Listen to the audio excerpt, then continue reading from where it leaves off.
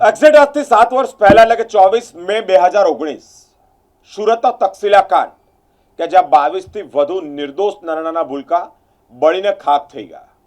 એ તંત્રના પાપે, તંત્રની ઘોર બેદરકારીને કારણે નિર્દોષ નાના ભૂલકાઓએ વિદ્યાર્થીઓ જીવ ગુમાવ્યા. હજી પણ આજ દિન સુધી 7 વર્ષ વીતી ગયા હોવા છતાં પણ એ પરિવારજનો ન્યાય માટે વલખા મારી રહ્યા છે, કોર્ટના ધક્કા ખાઈ રહ્યા છે. સ્પષ્ટ દેખાય છે કે આ નિર્દોષ માસૂમો, વિદ્યાર્થીઓ, બાળકો કોઈની ગંભીર બેદરકારીને કારણે આ આગમાં બુઝાયા છે, એટલે કે આગમાં સળગી ગયા છે. તક્ષશિલા અગ્નિકાંડ હજી પણ કોઈના માનસપટ પરથી ભૂલાતો નથી.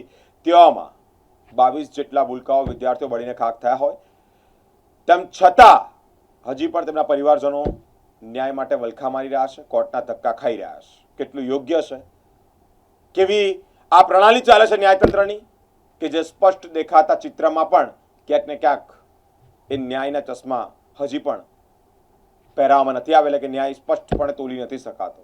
પરિવારજનો માસૂમોના ન્યાય માટે હજી પણ કોર્ટના ધક્કા ખાઈ રહ્યા છે. હા, જયસુખભાઈ ગજેરા.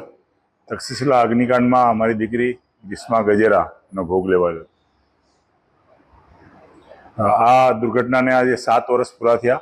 7મી વાર્ષિક શ્રદ્ધાંજલિ રૂપે અમે 22 પરિવારો આજે શ્રદ્ધાંજલિ આપવા અહીંયા એકઠા થયા છે. આ કેસમાં અત્યારે અમારે સેશન કોર્ટમાં કેસ ચાલે છે અને જે તપાસ થઈ જોઈએ એ તપાસ અધિકારી દ્વારા તપાસ પૂરી થઈ નથી. ચાર્જશીટ 6000 પાનાની 6 થી 7000 પેજની ચાર્જશીટ બનાવી છે, પણ એ આખી બકવાસ છે. ઇનલીગલી કન્સ્ટ્રક્શન પર જ આખી ચાર્જશીટ બનાવી છે. જે મોટા માથાઓની જવાબદારી હતી એ લોકોને આરોપી બનાવવામાં આવ્યા નથી.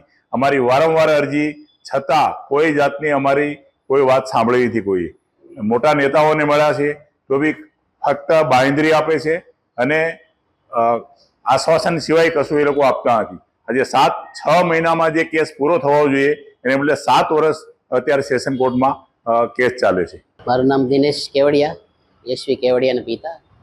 મારી દીકરી તક્ષશિલા અગ્નિકાંડમાં નું મૃત્યુ થઈ ગયું.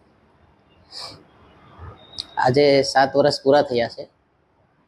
7 વર્ષ લોકો માટે પૂરા થયા છે, અમારી માટે નથી. અમારે તો હજી આજ જ બનાવ બન્યો એવું અમને દેખાઈ રહ્યું છે.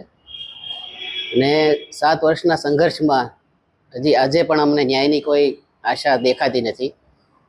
અને ન્યાય મળશે તો એ કેવો મળશે એ ખ્યાલ નથી, કારણ કે ચાર્જશીટ પ્રમાણે કેસ ચાલે છે. ચાર્જશીટ જ અધૂરી બનાવેલી છે. તંત્રની બેદરકારી ચાર્જશીટમાં ક્યાંય લેવા મને છે. આવી પ્રાઇવેટ પર્સન અને અધિકારીઓને અંદર કરી અને નાના અધિકારીઓ નાખી અને કેસ ચલાવવામાં આવે છે. છતાંય 7 વર્ષ થયા ખાલી ઇનલીગલ કન્સ્ટ્રક્શન ઉપર જ આખો કેસ ચાલે છે. ફાયર બ્રિગેડ આવી ગયું હતું, એ પછી બચાવ કેમ ન થયો? એકેય બાળક ફાયર બ્રિગેડ કેમ ન બચાવી શક્યું?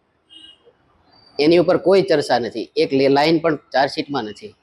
અને આજે ચાર્જશીટ દાખલ થયા પછી 7 વર્ષે ટ્રાયલ કોર્ટમાં કેસ ચાલુ છે. હજી તો ટ્રાયલ કોર્ટમાં ચાલુ છે. હાઈકોર્ટ, સુપ્રીમ કોર્ટ તો હજી બાકી છે. કેટલા વર્ષ થશે એ અમને કંઈ ખ્યાલ નથી.